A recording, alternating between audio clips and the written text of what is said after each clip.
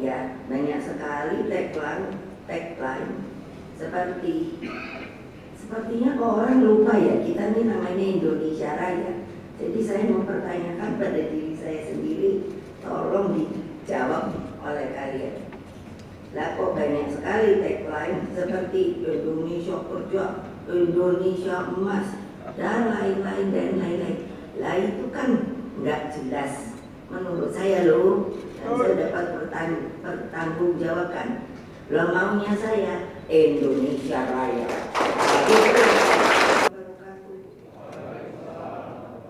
Salam kasih sejahtera untuk kita semua.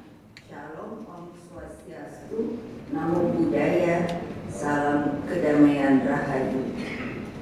Marilah kita lebih dahulu bersama-sama memekikkan salam nasional dan perjuangan kita.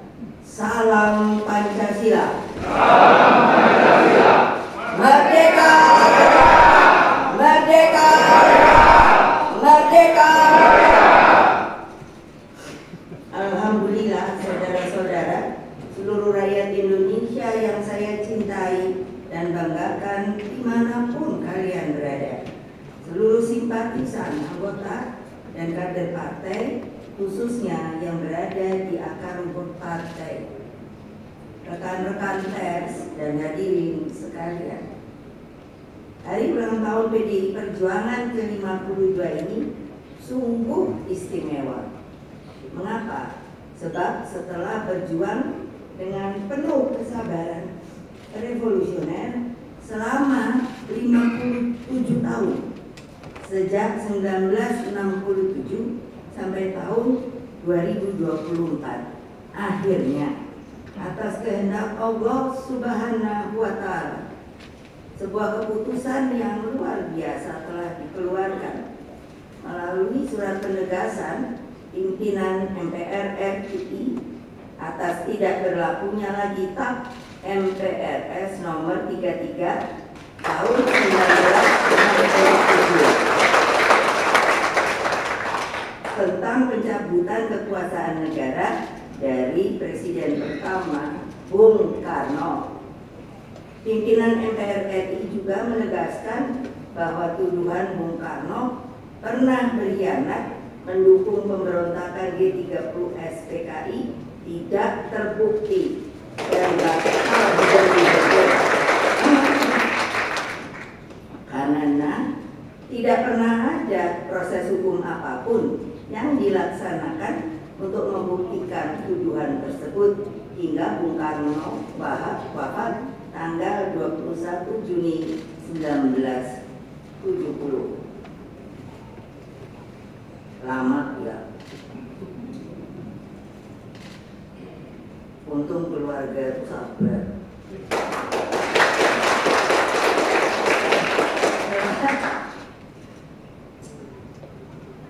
Jangan kejadian gini lagi. Tapi kalau memang salah harus salah. Ini namanya politisasi.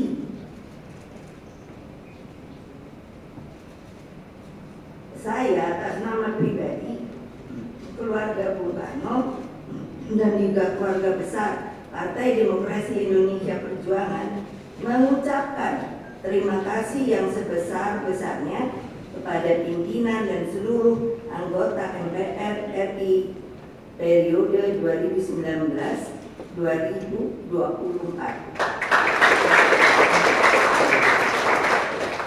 Kita ketahui bahwa MPR itu adalah singkatan dari Majelis Permusyawaratan Rakyat. Jadi adalah penjelmaan seluruh rakyat Indonesia. Karena itulah juga ucapan terima kasih yang setulus-tulusnya saya sampaikan kepada seluruh rakyat Indonesia dimanapun kalian berada atas kelulusan sejarah Bung Karno tersebut. Ucapan terima kasih juga saya sampaikan kepada Presiden Prabowo Subianto yang telah merespon surat pimpinan MPR RI terkait tindak lanjut pemulihan nama baik dan dan hak-hak Bung Karno sebagai Presiden Republik Indonesia pertama.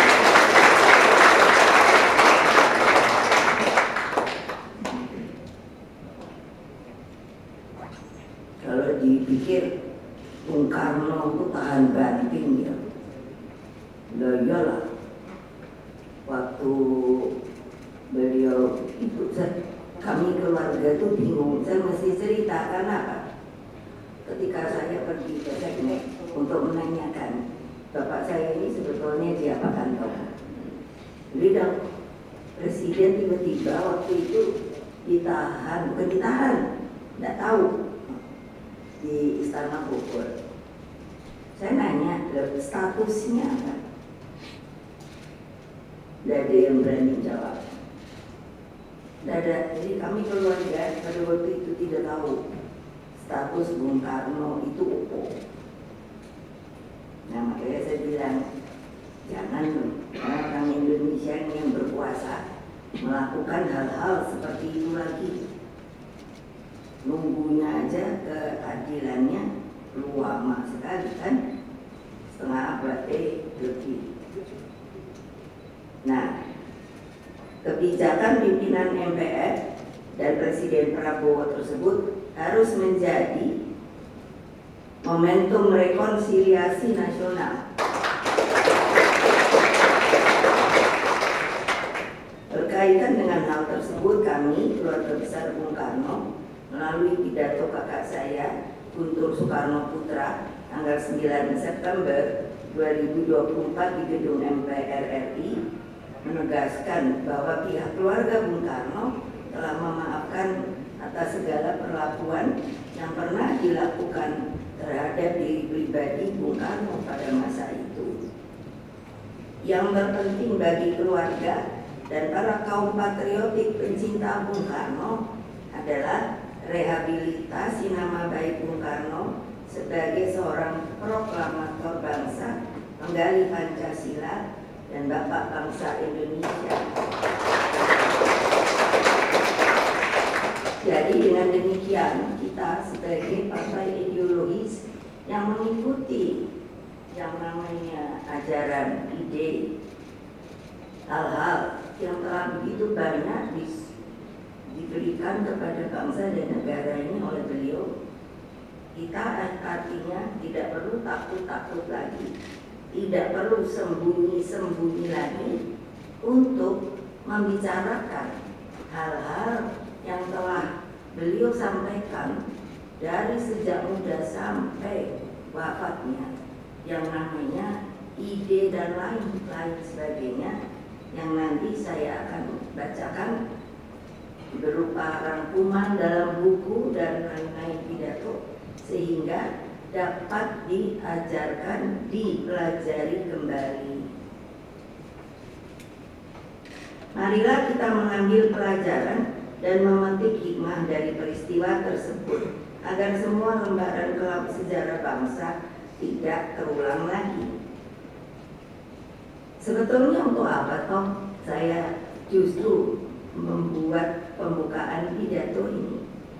Kita ini tidak hidup untuk di sini saja sekarang, bukan, tapi jauh for the future our nation. Jadi untuk apa? Demi keselamatan dan masa depan anak-anak dan cucu-cucu kita, cicit-cicit, bocangga, apa-apa segala macam. Karena kalau tidak begitu, siapa yang akan meneruskan? Apakah hanya cari kekuasaan saja? Apakah hanya akan mencari duit saja? Ini sebuah big pertanyaan besar saya. Pewarisan ini bukan hanya sekadar untuk anak cucu kita, namun bagaimana Indonesia mencapai kejayaannya dan abadi sepanjang masa. Saya seringkali bukan hanya berpikir, kan kita lihat-lihat, saya ini orang yang senang lihat segala macam begitu. Terus saya pikirkan, kenapa kok ya banyak sekali tagline seperti Sepertinya kok orang lupa ya, kita ini namanya Indonesia Raya.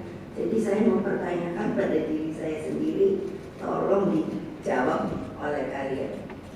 Lah kok banyak sekali tagline seperti Indonesia Kerja, Indonesia Emas, dan lain-lain. Lah itu kan nggak jelas menurut saya loh, dan saya dapat bertanggung jawabkan. Lah maunya saya Indonesia Raya. Itu ambil tujuannya aja katanya sampai sini. Kan dengan itu ada yang masih pesimis. Apa bisa toko? Lo kok nggak bisa? Belum apa-apa. Indonesia ini kaya raya. Tolong tadi nyanyikan yang Indonesia Raya 3 stanza. Mengapa PDI Perjuangan saya minta kalau tidak naikkan bendera maka harus 3 stanza. Karena apa? Itu luar biasa menurut saya. Satu, Pak Wakil Rudolf Supratman kok berani ya. Waktu itu Magnet Mob bikin lagu Indonesia Raya. Lah kalau ditangkap dia yuk. Terus kok bisa? Itu betul sebuah ekstraksi dari sebuah pemikiran dan sanubari sampai kata-katanya itu lelah. Kalau saya melihat itu terus saya bisa lihat, wah itu bisa lautnya koyok wah ininya gini-gini. Saya nggak tahu kalian yang mungkin saya sebut sudah berada zona nyaman karena potensinya luar biasa. Saya masih diberi tugas untuk menangani yang namanya BRIN, Badan Research Inovasi Nasional. Ini mau masuk tahun keempat. Waktu menuju tahun ketiga, saya suruh tim ini ketuanya ada untuk apa? Mau tahu? Ayo, yang orang pinter-pinter, tolong dilihat plasma nutfah itu adalah ya tanaman, ya hewan dan lain semuanya. Ternyata baru menuju 1 tahunan sudah bisa dilihat kita kekayaan tanamannya menuju 3 juta. Betul apa enggak? Ini Pak, dilihat. Jadi bayangkan, kalau di sini saya tuh bingung tuh. Sampai orang Indonesia bisa kelaparan itu kenapa ya? Padahal sekarang sedang saya pilih mana yang kira-kira bisa jadi makanan, mana yang jadi obat, dan lain sebagainya. Anak-anak Indonesia itu pintar-pintar. Cuman apa? Tidak diberi kemerdekaan penuh untuk bisa yang namanya memikirkan dan melakukan hal-hal yang diinginkan. Karena kita masih terbelenggu oleh apa? Keinginan berkuasa. Nah itu pikiran saya. Jadi dengan demikian kita ini harus memiliki pijakan tentang siapa dan dari mana kita. Juga pijakan tentang sejarah yang benar yang telah membentuk bangsa Indonesia.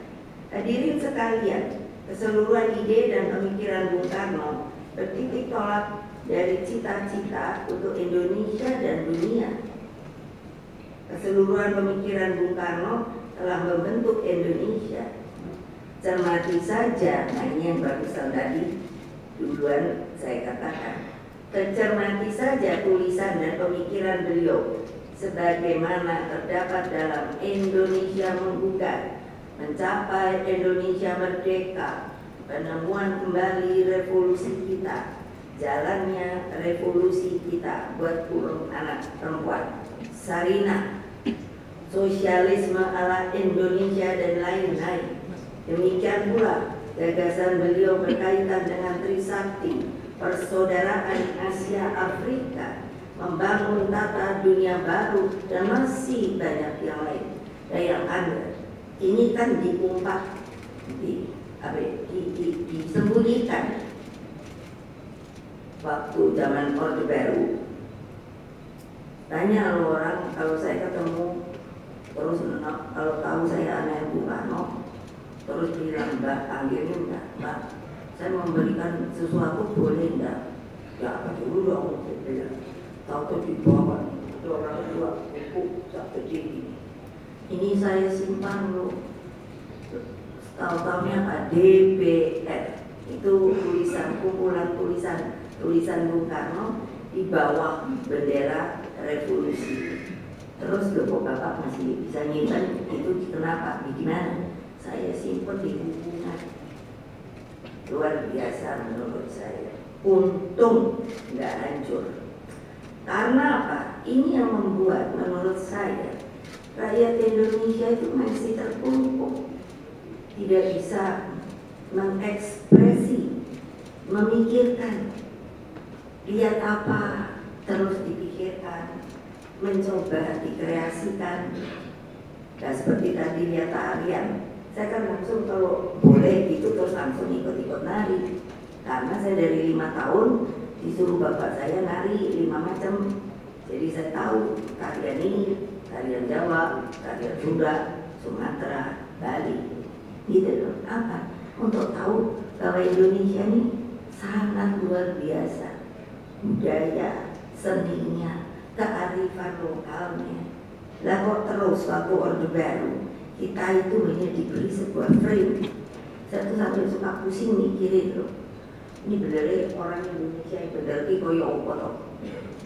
Kok kayak gini dulu. Takut.